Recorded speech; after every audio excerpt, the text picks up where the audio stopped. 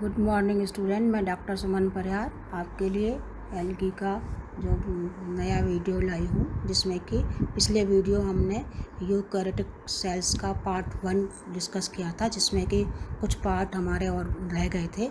उसको मैं इस वीडियो में हम डिस्कस करेंगे।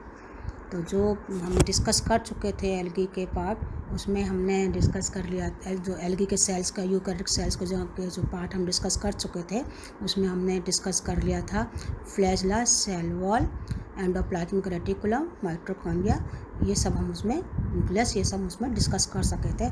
आज हम डिस्कस करेंगे यूकैरियोटिक सेल्स में एलगी में पाए जाने वाले आई स्पॉट। जो आई स्पॉट है वो एलगी में पाए जाते हैं, जो कि सब है, जो कि गतिशील एलगी की कोशिकाओं में सामान्यतः एक पिगमेंटेड कोशिकांग पाया जाता है, जिसे आई स्पॉट या स्टिग्मा कहते हैं।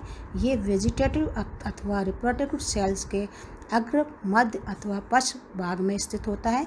कोशिकाओं में इसकी स्थिति, पोजीशन एवं संरचना के आधार पर इनको 5 तरह के प्रकार बांटा गया है: type A, type B, type C, type D, type E. तो टाइप ए जो प्रकार है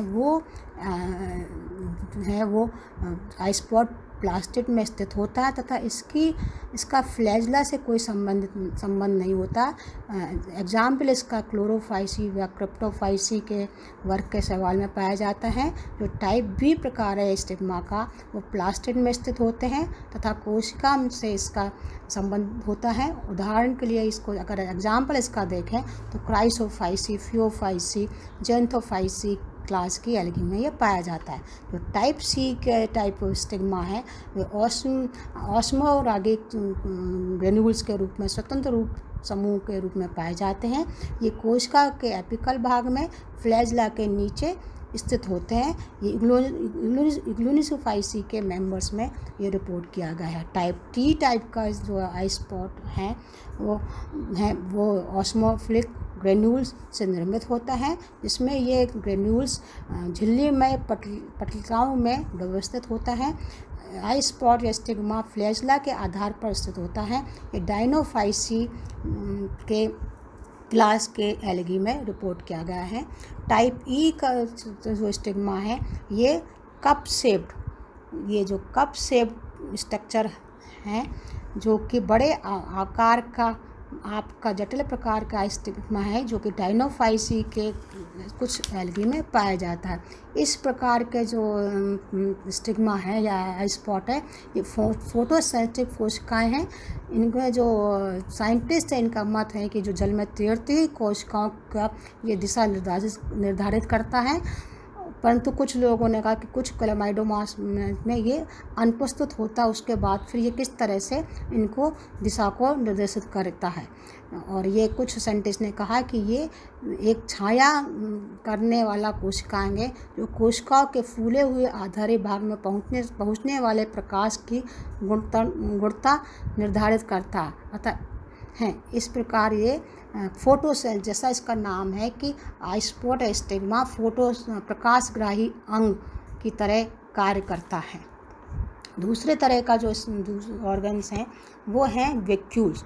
जो वैक्यूल्स हैं एलगी में यूकैरियोटिक सेल्स के अंदर 2 तरह की वैक्यूल्स पाई जाती हैं: simple type of vacuoles, simple और कॉन्टैक्ट टाइप ऑफ वैक्यूल्स, और दूसरी कॉम्प्लेक्स टाइप ऑफ वैक्यूल। तो सिंपल टाइप ऑफ वैक्यूल्स हैं वो ये वैक्यूल्स मेन जो हैं वो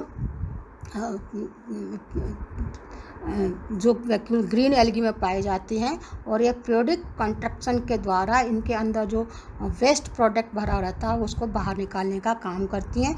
दूसरी तरह की जो कॉम्प्लेक्स वैक्यूल्स हैं वो कॉम्प्लेक्स वैक्यूल्स हैं।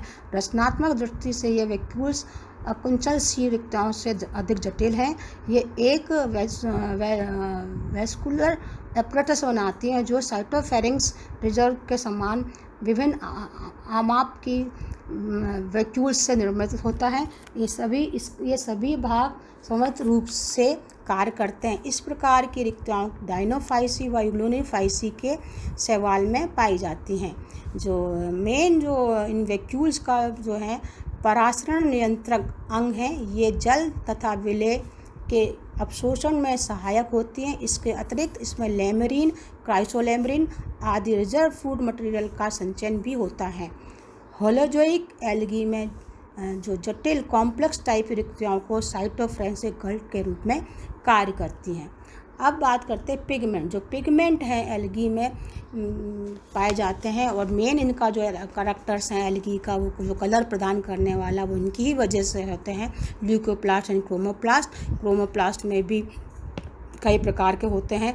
क्रोमेटोफोर प्रेजेंट हैं जो cup shape, square, girdle shape, spiral, satellite, इनके कई आकार प्रकार होते हैं। और इसमें जो हैं जो क्लोरोफिल, तीन जो हैं क्लोरोफिल प्रेजेंट होता है, जेंथोफिल, कैरोटीन एंड फाइकोब्लिन। तो जो जब हम पिगमेंट का अलग से एक आपके सिलेबस में है, सिलेबस में पिगमेंट, जब हम उसको अलग से इसको काफ़ी डिटेल में डिस्कस करेंगे अगले वीडियो में। अब बात करते हैं पेरिनोइड्स। जो पेरिनोइड्स हैं वो ये प्रोटीन तंतुओं से निर्मित सघन संरचना है जो वर्णिक प्लास्टिडों में धसी हुई मतलब एम्बेडेड रहती है। इनकी सतह पर पाई जाती है। ये स्टार्च तथा अन्य भोज्य पदार्थों के संचय केंद्र हैं। ग्रीन एल्गी में पेरिनोइड स्टार्च प्लेट से घिरा होता है। डायटम व पेरिनोइड के चारों ओर स्टार्च प्लेट के स्थान पर लिपिड पाया जाता है। प्रत्येक जो प्लास्टिड है पेरिनोइड्स की संख्या एक क्लेमाइडोमोनास में या एक से अधिक ऊडोगोनियम में हो सकती है।